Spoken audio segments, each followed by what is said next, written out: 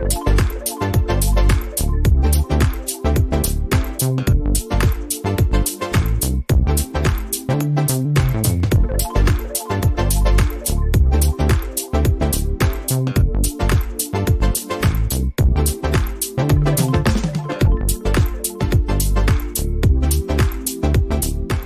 yang rencana mau pasang rooftop tent, pas banget nih.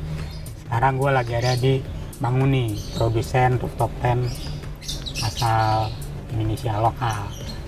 Nah, kita ngobrol langsung dengan Om Jiril yang biasa bikin, dan kita pengen tahu apa aja sih yang perlu diperhatikan. Om Jiril, nih kita kalau mau pasang rooftop tent di mobil, kira-kira apa aja yang perlu diperhatikan? Ada beberapa hal sih yang kita mesti lihat nih, kawan-kawan mesti cek. Itu kan biasanya kalau rooftop tent itu harus ada roof barnya ya. Betul. Dia pasti kan nempelnya di roof bar.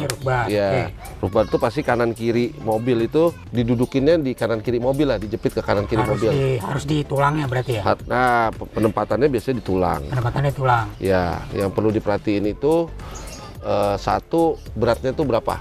Berat yang kita barang mau bawa tuh berapa berat? Tendanya berarti? Tendanya berapa? Berat tendanya tuh berapa? Biasanya ada beberapa manufaktur crossbar itu ada, mereka udah nyebutin tuh maksimum loadnya berapa.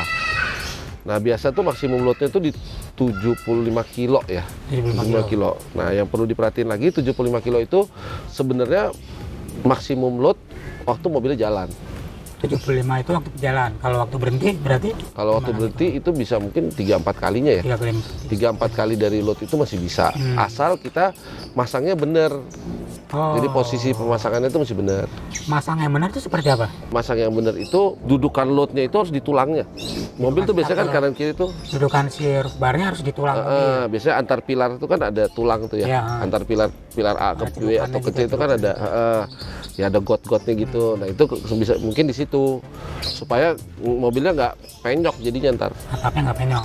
Atapnya nggak penyok. Itu penempatan kakinya mesti dilihat ada di situ. Terus mungkin ada beberapa macam ya. Roof bar itu ada beberapa macam. Itu dilihat. Yang tadi dijelasin kan mobil yang tidak ada roof rail tuh. Ya, mobil tidak ada roof rail. Kalau pakai roof rail beda lagi roof barnya. Lebih enak berarti. Ya lebih enak sih. Lebih megangnya tuh lebih. Kita udah nggak perlu nyari. Kalau udah ada roof railnya, otomatis kita nggak perlu nyari titik mana yang kita mesti taruh. Karena dia tinggal karena dia udah di tulang pasti kan. Kalau dia nggak ada roof rail itu yang sebenarnya kita mesti jaga. Mesti cari tuh tekukan-tekukannya di mana supaya mobilnya nggak penyok.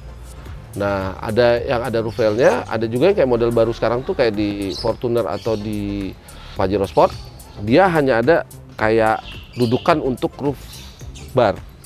Iya, tapi dia nggak naik. Dia cuma kayak ada tekukannya gitu tuh. Itu juga beda lagi tuh. Terus nanti panjang lebar mobil. Basically biasanya mobil tuh lebarnya 120-an cm ya. Bagian atas, kecuali tadi nyobain mobil lu apa? Kalia tuh lebih pendek ya.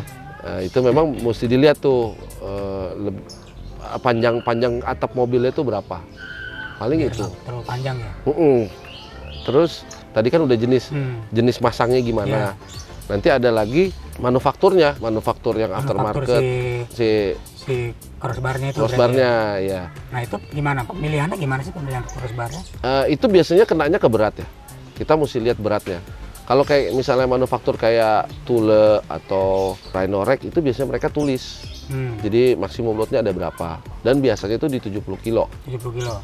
Nah, kalau aftermarket mungkin amannya kita bilang dia setengahnya kali ya. Yang lebih banyak dijual sekarang mungkin ya. Iya, itu banyak dijual. Itu mungkin setengahnya beratnya.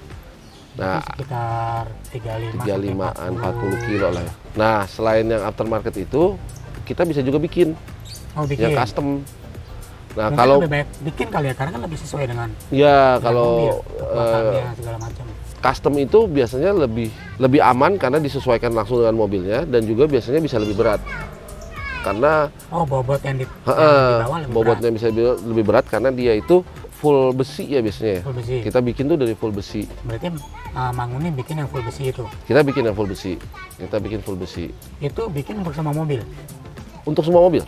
Untuk semua mobil kita bisa bikin. Kita bisa bikin. Ya apa namanya? Bisa roof bar, bisa juga roof rack. Kalau roof rack kan dia ada keranjangnya tuh biasanya gitu. Iya. Nah, itu biasanya kita bikin kayak gitu juga bisa. Berapa sih kalau bikin kalau Manguni? mungkin sekitar 1,5 sampai 2 juta lebih kali ya. 1,2 juta itu Iya, untuk tergantung berapa dari bobotnya? finishingnya. Karena kita ada yang finishing yang di powder coating atau di cat biasa. Itu berapa bobotnya kalau yang Manguni punya? Kita sih sebenarnya belum pernah nyobain ya berapa bobotnya. Tapi kalau kita dilihat dari besinya, harusnya memang dia lebih kuat. Walaupun dari yang manufaktur kayak yang terkenal itu mungkin masih lebih kuat besi ya harusnya. Karena mereka masih ada plastik-plastiknya juga di ujungnya biasanya. Iya, iya. Kayaknya itu masih bisa lebih kuat, lebih kokoh lah. Nah Om, kalau udah pakai rooftop tent, nyopirnya ada khusus nggak sih, atau mobil jadi lebih goyang-goyang apa gimana? Biasanya mobilnya memang lebih kerasa limbung ya. Karena dia kan Ada top beban heavy di ya. atas ya. Tergantung juga dari roof tentnya itu berapa berat di atas. Ada beberapa mobil yang kerasa top heavy. Nah biasanya ya harus lebih awas lah. Harus lebih awas, terus mungkin maksimum speednya mungkin dari 80-100 aja, jangan lebih kali. Sesuai dengan ketentuan jalan tol Jakarta. Iya, juga ya. paling ikutin itu sih. Ya lebih awas lah. Kita juga harus lebih tahu bahwa kita ada bawa barang di atas kan. Lebih ada penyesuaian. Lebih waspada berarti. Gitu. Itu dia tips-tips dari Om Jiril bagi teman-teman yang mau pasang rooftop tent. Harus diperhatikan dengan benar supaya semuanya berjalan dengan baik. Tunggu video otomotif traveling berikutnya setiap hari Rabu. Otomotif traveling, liburan terus, kapan kerjanya? Kalau gua kerjanya pas liburan. Wah, itu lebih mantap Om.